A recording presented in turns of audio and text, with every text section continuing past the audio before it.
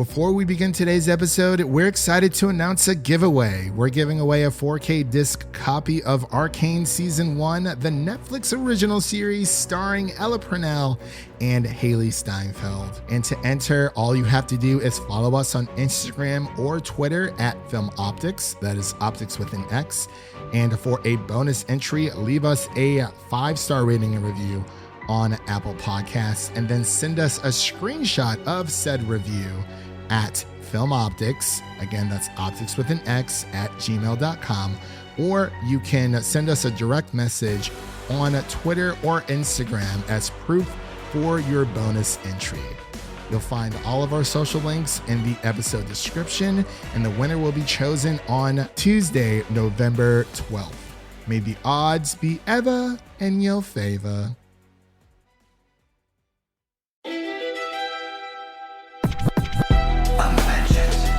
All it is, Miles. A leap of faith. This is the way. Truth is, I am Iron Man. Tells me I'm off Olympus.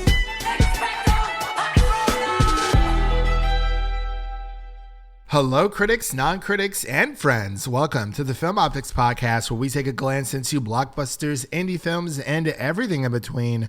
I'm your host, Christian, and as always, I'm joined by my partner in film, Devin, and today we're going to be sharing our spoiler-free thoughts of Season 1 of Agatha All Along.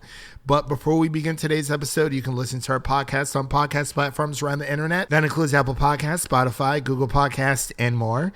And if you are a new or seasoned listener to the show, we would love to hear from you guys. Follow us on Instagram, Twitter, and Threads at FilmOptix. That is Optix with an X. Or you can email us at filmoptix@gmail.com for any movie-related questions. Or you can send us a text message by searching in the episode notes of this episode and all of our other episodes. There should be an option that says send us a message. So you would send us a message. It's going to generate a text message, and it will appear on our side. But Devin, what's going on? How's life? Happy November. I have one question for you. Have you started listening to Christmas music yet, or is it too soon? It's definitely too soon for me. I'm still watching horror movies almost every day too. Like, there's just so much to catch up on. There's a lot to catch up on, and honestly, I feel the same, because it's like I'm usually able to sit down and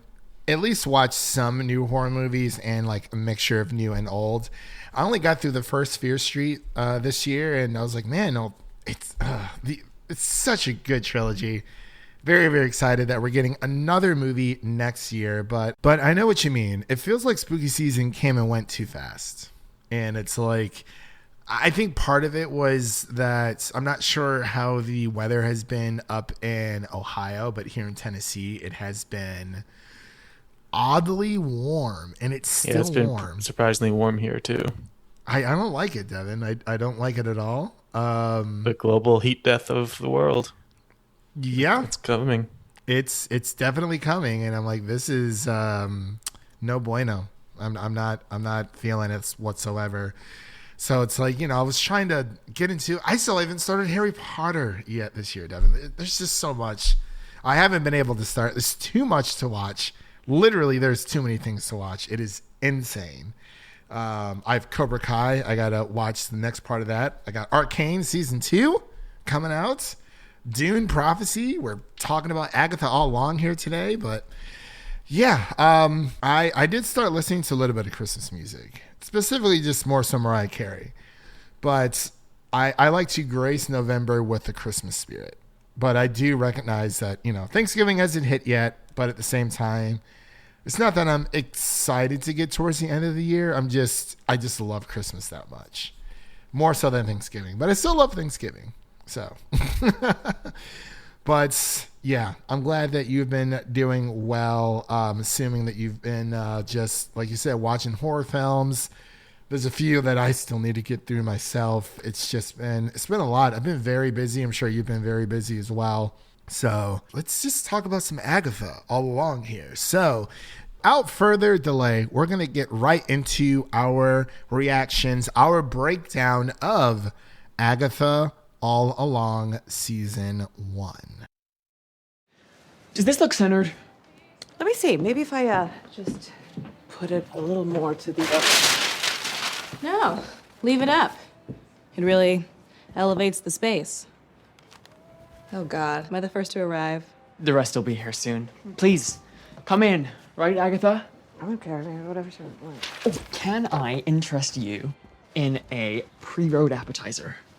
They are old granola bars I didn't have much to work with. I ate before I came. Oh, but I don't mind a lapsed expiration date. High Priestess. Jennifer Kale, potions. Lilia Calderu, divination. You're bound. And you need a chemical peel.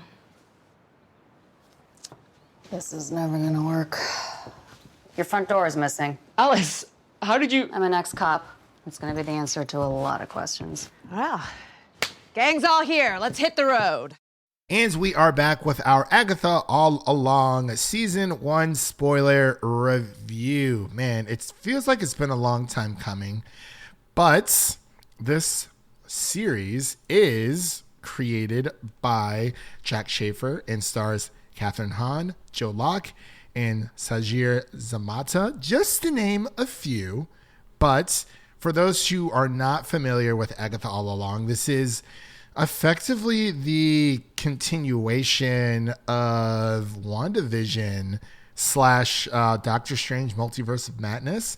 The synopsis is as follows. A spellbound Agatha Harkness regains freedom thanks to a teen's help. ... Very interesting. Intrigued by his plea, she embarks on the Witch's Road trials to reclaim her powers and discover the teen's motivations. So, as I mentioned before, we're talking about spoilers because all 9 episodes are now streaming on Disney+. The season finale, which was the last 2 episodes, hit the weekend of Halloween, or the week of Halloween last week, basically on Wednesday. I think it was the day before Halloween. But Devin, I'm going to pass it over to you. What are your thoughts on this series? Because I feel like you've been more quiet about it. I know that we have tackled episode 1 like a few weeks ago, but now that we're talking about the whole season, I'm curious to know your thoughts. Yeah, I think overall, just going into this, it feels like the second part of a trilogy, because obviously WandaVision started it off, and then we have this, and then this will be leading into more than likely the Vision Quest series that's coming out at some point. So it's kind of a nice trilogy of Wanda centric stories that they have here set up, which is great for all the Wanda stands out there, which I know there are a lot of, according to Twitter at least. Yeah. It's also very interesting, like, that we have this series going at the same time as the Penguin, while they are like very different tonally, like very, very different. They are also similar in the fact that it's basically just 2 serial killers getting their own shows. Like, yeah. Agatha is not a good person at all, and the show is not afraid to show that, which I thought was very, very refreshing, because it's not an anti-hero type of angle. It's not trying to redeem her at the end, slightly so, but we can talk about that later. Same thing with the Penguin. Like, he's just not a good dude, and if this last episode that we watched is anything to show, then he is a really bad person, and it might get worse next week. We'll find out. But yeah, it's very interesting to have those 2 running, and I think this one is a great vibe for the witchy Halloween season. Just perfect timing.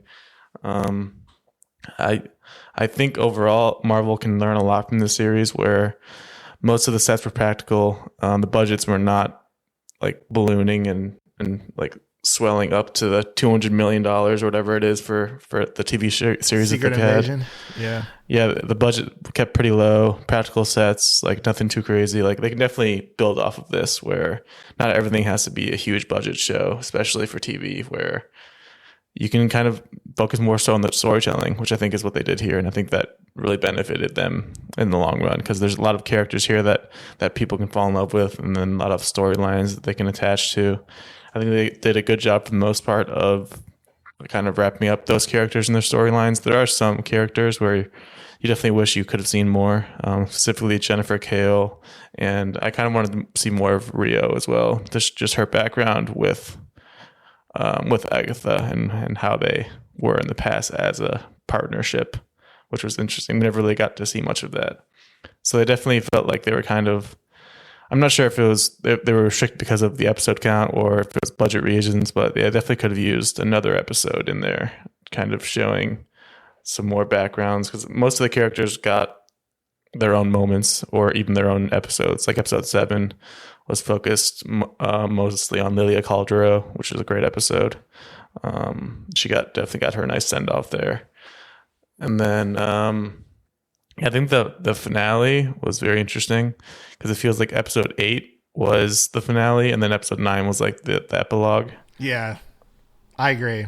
I totally agree with that. I think it's an interesting setup they went with there, because episode 8 does have kind of a bit of a battle, but nothing like too crazy over the top. Just kind of Agatha and Billy fighting off against death, which goes about as you would expect, because you can't mess with Aubrey Plaza. I don't know. They tried, but she's the ultimate witch apparently. And I thought she looked great. That like skull. Apparently that was a prosthetic they used, like an actual skull face to put on her, which looked really cool. Marvel's learning. Interesting. Yeah, they're going practical, and people are liking it. So hopefully they can definitely learn from this. But yeah, I think the last episode, starting off with a flashback, was kind of interesting. I don't really know how to feel about that, but then it kind of just shows obviously the background of Nicholas Scratch that we've been looking for all along, which is kind of a sad little story there. And then as that episode goes on, we get the nice reveal that Agatha is now a ghost, which I don't know how you feel about, but it definitely takes some getting used to because it looks kind of goofy because it's like a ghost on the screen. But apparently it's comic accurate. Oh, okay, yeah. I mean, it's funny because it's almost like, like even though she's a ghost, you still can't get rid of her, kind of thing. Yeah, she's gonna be Billy's sidekick apparently. It looks like, and now she has gray hair all of a sudden. Apparently, I was like, oh, I didn't know that's what happened when you automatically became a ghost. But I guess in some instances it does, and others it doesn't. But before I start anything, I'd like to give my condolences to Mrs. Hart and her family. Who? just like Agatha refused to remember who she is. Who are you talking about? Oh my gosh. It's like, my name is Sharon. Like, they killed Sharon. Who? Mrs. Hart or Mr. Shart? Yeah. Oh my gosh. It was so great to have her back, at least for a little bit. It would not have been a amazing show without her. But when it comes to 9 episodes, for whatever reason, Marvel just doesn't like rounding up to 10 for some reason or another. This is very reminiscent of WandaVision, where it was just 9 episodes. Back then I understood, COVID and whatnot, but like, man, they really don't like giving us like 10 even episodes. They really don't like giving us like 10 even episodes for anything at all, which is very strange. But I overall, like you said, the Penguin is also running alongside this. There's technically one more episode left to be released, which is the finale. But I enjoyed Agatha All Along so much, and it's kind of funny because I feel like this is the most consistent story thread that Marvel has been following for a while, because it seems that everything else we've gotten between phase 4 and a little bit from phase 5, obviously this is in phase 5, but it feels like this is the most consistent story thread we've gotten in a very long time, where it actually is following certain characters through different journeys. And phase 4, say what you will, for Marvel, it was an experimental / introduction phase for a lot of new heroes, but I love how we went from, following the Scarlet Witch from Infinity War Endgame to WandaVision to Doctor Strange Multiverse of Madness, and now to this. Even though she is allegedly dead. I still don't know how I feel about that, because it's like, she's definitely coming back. I don't know if you think, but I think if it's not in the Vision show, then she's definitely going to get her own movie at some point. I think right now Elizabeth Olsen is taking a break from the Scarlet Witch. She might just say, hey, I don't want to do it, but hey, a lot of actors have said that in the past. I mean, you put down a big sack of money, then it might just be enough. Hugh Jackman, and honestly, even Sigourney Weaver for Alien Resurrection. She came back after she said she was not going to come back after Alien. Yeah, Jamie 3. Lee Curtis. Yeah, Jamie Lee Curtis. So never say never, basically, is what we're saying. And, you know, in the show, they do mention, they're like, oh, is the Scarlet Witch dead? They're like, yes, no, I don't know, maybe. So it sounds like that's their answer to us, saying, hey, we're not entirely sure. I mean, if she does, it's just a really lame way to die, for someone to die. But I digress. This show, for Agatha All Along, you know, following after the events of WandaVision, where Wanda has left Catherine Hahn, aka Agatha, in this state of lost identity, and then kind of climbing out of that, going through the Witch's Road, finding out what the Witch's Road actually is. And of course, since we're talking about spoilers, it's the lie. It's the lie that Agatha uses to create a coven to steal their power. And then the lie ends up becoming reality, which I thought was a pretty interesting reveal. Yeah. Where it's Billy all along, kind of. Billy all along, yeah. It definitely was. So and for the longest time, I think they try to throw the red herring of, is Billy Maximoff, or at the time teen, was that Agatha's son? But you find out what happens to Agatha's son, dying at a very young age. We don't know exactly why. I think it was just like his time collectively, but because he didn't die from like a sickness or anything like that. It was just that death took Agatha's son at a very young age. I think it was a sickness. Like they showed him coughing a few times. Oh, yeah. I think you're right. It was. I guess I didn't really pick up on it as much. I did not have enough time to. I just watched the new Rock Stars breakdown. They came out like an hour ago. Yeah, I didn't get a chance to do that today. Just in time. I usually go with heavy spoilers. I feel like New Rock Stars, at least for me, they talk a little bit too fast for me to digest the content, but it is very good content altogether. But I love the trials in this show. It was just very different from a lot of other Marvel series. It felt like a television show, much like WandaVision did, and it had its own identity. And I believe that Catherine Hahn and Aubrey Plaza said that this was like the gayest show ever. There's no, for Marvel at least. For Marvel, yeah, for Marvel, it is. Because I'm pretty sure Mr. Joe Locke would disagree with that. Based on what he's in Heartstopper, isn't he? Yeah, I think so. I've never seen it, but I imagine it's up there. Yeah. I definitely have to imagine it's up there.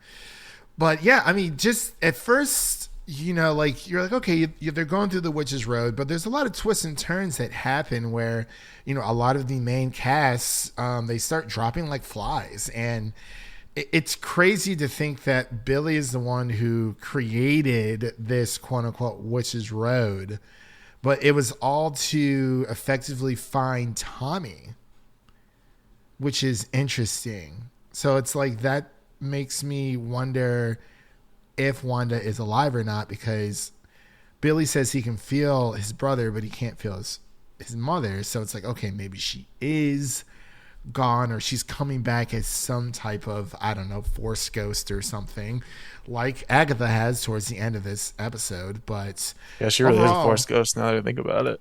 Yeah. Well, I mean, overall, like you said, you know, I wish we would have saw a little bit more of Rio from Aubrey Plaza. Like, she was heavily marketed in the show, and it would have been nice to see a little bit more of her. But overall, I really did just like enjoy this. I could definitely see this being like a fun Halloween staple moving forward for Marvel fans, much like Werewolf by Night was a few years ago, because they haven't really done anything Halloween-esque since. They've done Christmas episodes for for Guardians of the Galaxy. I don't know if we're going to get anything this year, though. I'm very sad about that. But I don't know. We'll just have to wait and see. But waiting for the Marvel Thanksgiving special. Wait, are they actually doing that, or are you just saying that? I'm just saying it. Oh. Captain America, I don't know. That would be hilarious. That would be hilarious, like 1,000%. But yeah, I don't know. Something about this show, it was just it was just a joy to watch. I don't have like too many negatives outside of, wishing that we got to spend a little bit more time with certain characters, but that is part of the Witch's Road. Now that it is a reality altogether. I wish we would have saw more of the Salem 7 as well, because we saw them more so towards the beginning of the series. But I will say, like, every single episode, like, hit for me. Like, there wasn't like a dull moments. There wasn't like, oh, well, nothing really happened in this episode. And I hate to bring up Star Wars Acolyte, but I felt like that show was also like 8-9 episodes, something like that. But it was just all over the place with the consistency of the story. And I feel like for Agatha All Along, it was about, Agatha regaining her identity, going through the Witch's Road, trying to gain power. Everyone's trying to get something out of this journey, obviously. But the nod to like other witches and pop culture towards the credits is actually really cool. I like that a lot. I thought that was pretty sweet. But overall, I don't have too much like negative to say, but there's so much that happens in this episode. I definitely think that Lilia's episode was probably the standout for me if I were to pick an episode collectively, because it was so well shot. It was so well edited. The writing was incredible. I think that one might be getting the Emmy noms. Yeah, I think so as well, because it really was like the standout episode for me, and explaining how in her experience that time doesn't move in a linear fashion. Like, she's like, at first I was a little confused, but it's like, and it was cool that explained like her random outbursts throughout the beginning of the season too. Yeah, because at first you think she's just like a crazy old lady, and it's like, well, I mean, in a way she is, but she's not. And I love how they were able to go into depth with her character, and I wish we would have gotten a little bit more with Alice Wu's character as well. But that episode with her trial was like incredible. Yeah, I really liked that episode. I like that practical demon they created. It actually looked really good. Like, if that was in like a horror movie, like that would have been solid. That would have been pretty solid. So how do you feel about, so Rio is Death.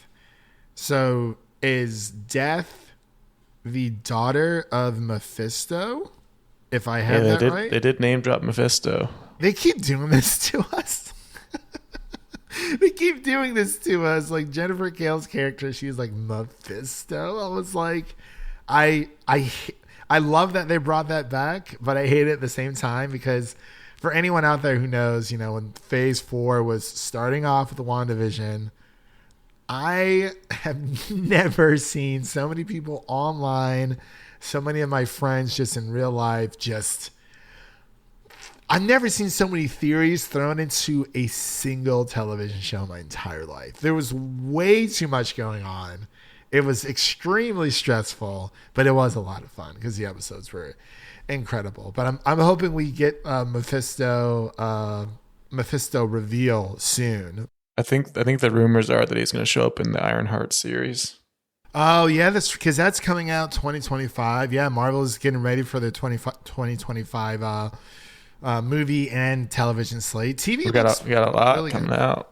Yeah, I think since they've shifted over from everything just being Marvel Studios, where it's like, oh well, Marvel Studios is TV and movies. I feel like Marvel Television can be MCU related, but also it doesn't have to be. They can put more effort and focus into it now that it's separate. And I like that a lot. I think it shows with this being the first one. Yeah, the first live action like Marvel Television MCU show. Yeah. Because they also have like Marvel Animation, where we're having X-Men and Spider-Man coming out next year as well. So I like how they're able to honestly like segregate that kind of stuff, because it was getting too much. Where like, yeah, some things can be in that universe, but it's just it's its own thing, and I like that a lot. But yeah, it was just a great time watching this, man. I love the performances. It was very well written. The episode of course, how Billy essentially gets reincarnated. Yeah, that was definitely a standout too. Yeah, and that is comic book accurate altogether. Where between Tommy and Billy, where they do take over the bodies of two dead boys. So I like how they have the attention to detail there. I loved seeing Billy Maximoff, aka Wiccan, and his full getup. His Billie Eilish reveal. Yeah. I saw some mixed reactions. Some people thought it was cringy, but I thought it was pretty cool.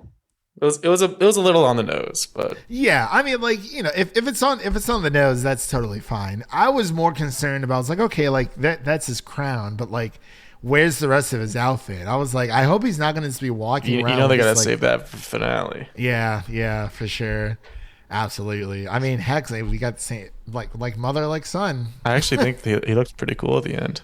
He did, yeah, he looked really great, like 1,000%. Honestly, that final like battle, it wasn't like a big battle, but like it was something significant.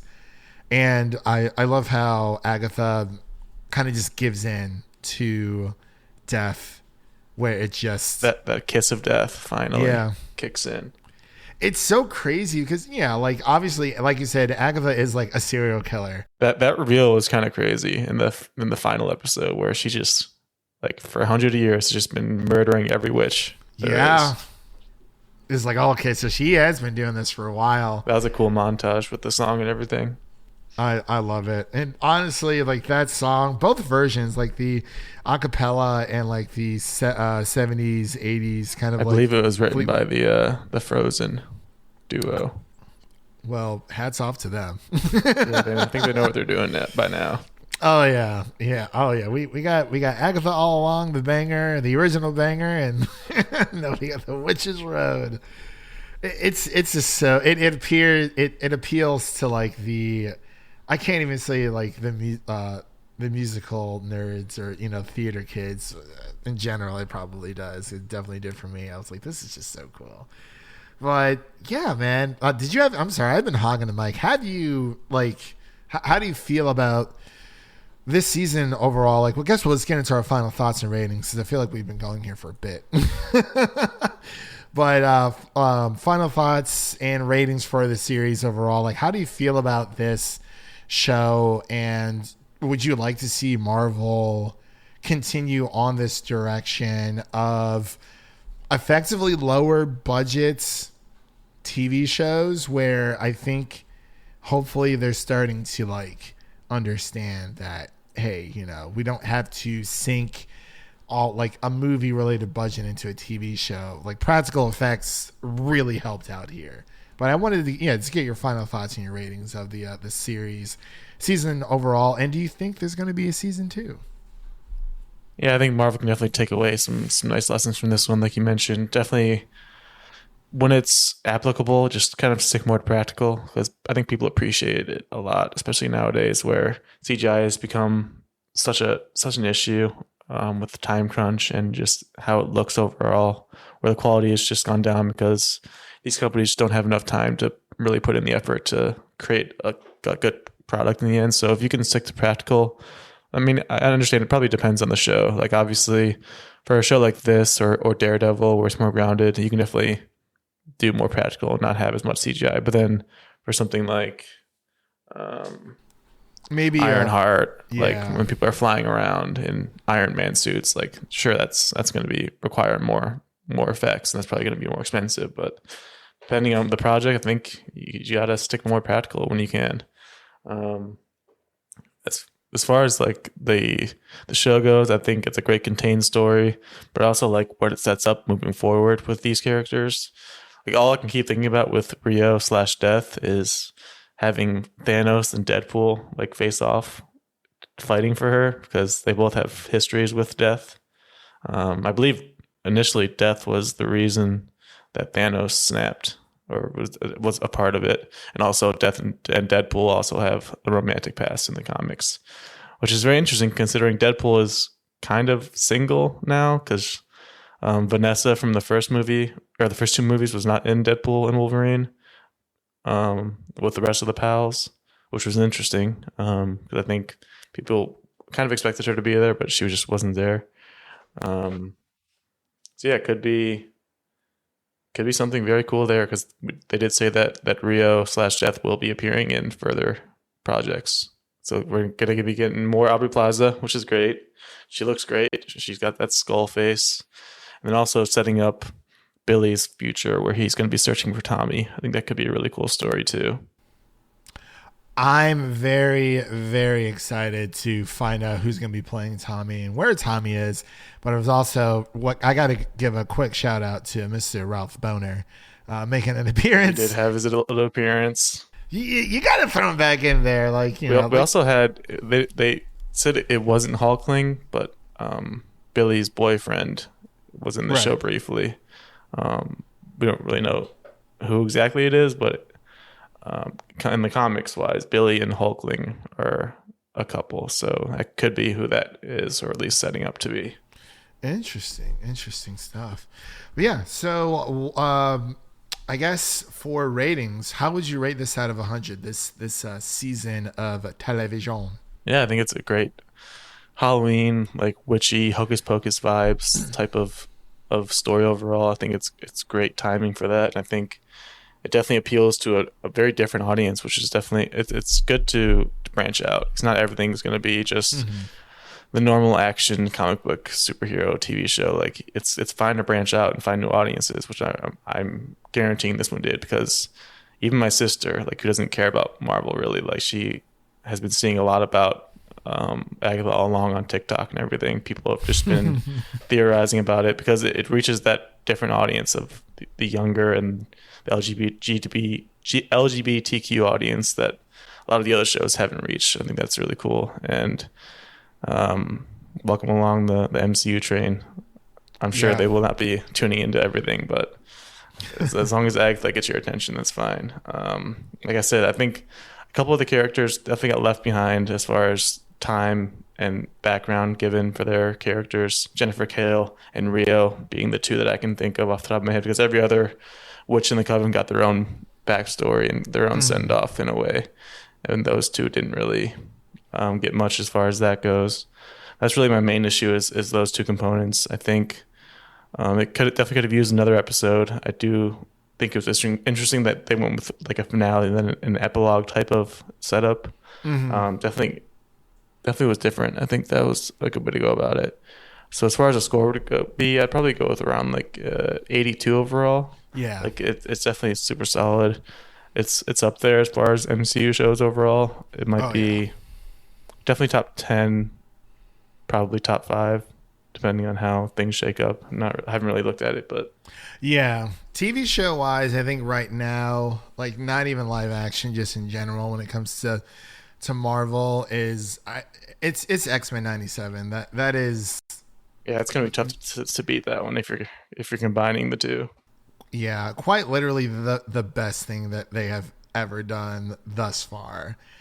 And I would have to agree. I would give this like an 82, maybe like possibly like an 83 out of 100. Pretty much for the same reasons. Like I really enjoyed it for the same reasons that you were kind of just reserved on. You know, it's 9 episodes, and I wish we would have gotten more. And that's never like a bad thing. But at the same time, it's like, I don't know. We got to break away from like this 10 episode like constraint and like go back to like 13, 14, maybe even 12 episodes TV shows, especially maybe like on the Marvel side altogether. But I guess it just depends on how everything is edited, how the entire show is paced out. You know, you never want it to feel like a movie just cut up into multiple parts, like Quibi. Oh boy.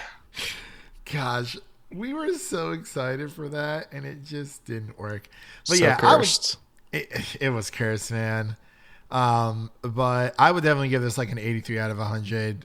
More so for the same reasons that you did.